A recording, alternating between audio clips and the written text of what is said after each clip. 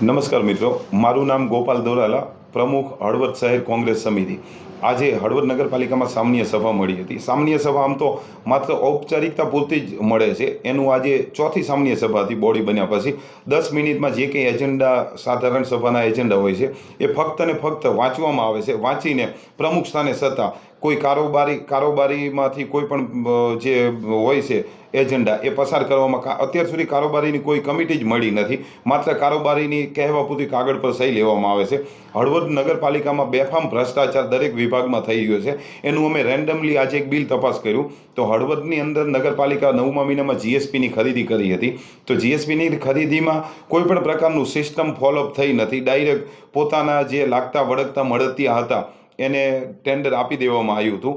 બીજી વસ્તુ કે ભ્રષ્ટાચારનો બીજો એક પુરાવો અમને એ મળ્યો કે હળવદ નગરપાલિકામાં 2025માં બોડી નહોતી ત્યારે વહીવટદાર શાસન હતું। 1,49,000 રૂપિયાનું ડીઝલ ખરીદ્યું હતું। 1,49,000નું ડીઝલ 1.5 મહિનો ચાલ્યું હતું। એ જ ડીઝલ 7મો મહિનો આવતા 2 લાખ રૂપિયા આંકડો પહોંચી ગયો 15 દિવસમાં। જે ડીઝલ 1.5 લાખ રૂપિયાનું 1.5 મહિનો ચાલ્યું હતું એ 13 દિવસમાં 2 લાખ રૂપિયા આંકડો પહોંચી ગયો। બેફામ ભ્રષ્ટાચાર કરવામાં આવી રહ્યો છે। ચૂંટાયેલા સભ્યો અને ચૂંટાયેલા પ્રમુખ, ઉપપ્રમુખ અને ચીફ ઓફિસર વહીવટદારો છે એમાં સંકલનનો અભાવ છે। એકાબીજાનો અહમનો ટકરાવ અને સંકલનના અભાવના કારણે હળવદની પ્રજા આજે ખૂબ જ ત્રાહિમામ, રોડ, રસ્તા, પાણી, દૂષિત પાણી, પીવાનું દૂષિત પાણી મળી રહ્યું છે। કરોડો રૂપિયા ટેક્સના પ્રજા પૈસા ભરે છે છતાં પણ પાણી 10 કરોડ રૂપિયા પાણી પુરવઠાનું લાઇટ બિલ બાકી છે।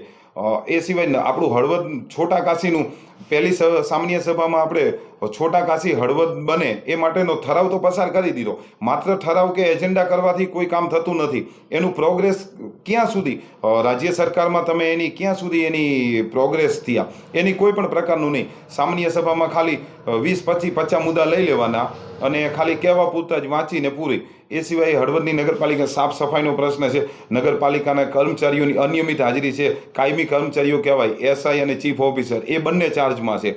એટલે હળવદ નગરપાલિકા દ્વારા જે કોઈ પણ અરજદાર કે ચૂંટાયેલા સદસ્યો હોય એ પ્રશ્ન રજૂ કરવા હોય તો કર્મચારીઓની જ હાજરી નથી હોતી। એટલે બેફામ ભ્રષ્ટાચાર ચાલી રહ્યો છે। ઇન્ટરનલ ઓડિટરનું સ્થાન ખાલી પડ્યું છે। કોઈ પણ પ્રકારનું ઓડિટ થતું નથી। માત્ર વાઉચર ઉપર ખોટા સહી સિક્કા કે ખોટા બિલો બનાવીને બિલો પાસ મળતિયાઓ, લાગતા વળગતાઓને।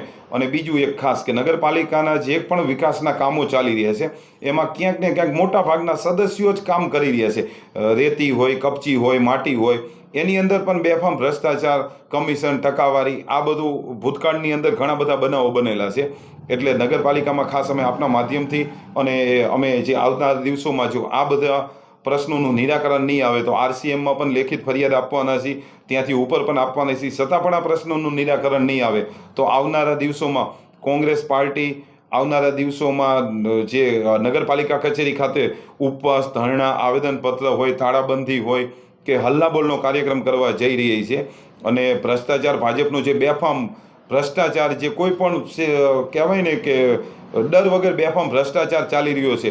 બોડીના સંકલનના અંદરોઅંદરની ટાંટિયા ખેંચ અને એમના અંદરોઅંદરના ડખાના લીધે જે ગેરવહીવટ ચાલી રહ્યો છે એ અમે ઉજાગર કરીશું આવનારા દિવસોમાં।